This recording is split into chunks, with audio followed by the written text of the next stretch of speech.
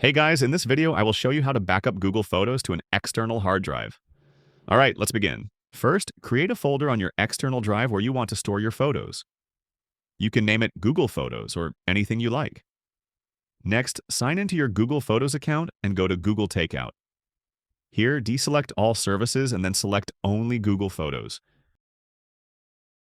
Make sure to include all albums you want to back up. After selecting Google Photos, click Next Step. Choose the delivery method as a download link via email. You can choose how often you want to export, either once or periodically. Select the file type as zip and choose a file size limit. Files exceeding the limit will be split into multiple zippy files.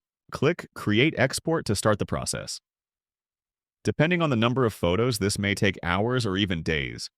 Once the export is complete, you will receive an email with the download link. Click the link and download your photos to the folder you created on your external drive. So that's basically how you can back up Google Photos to an external hard drive. That's it for this video. Thanks.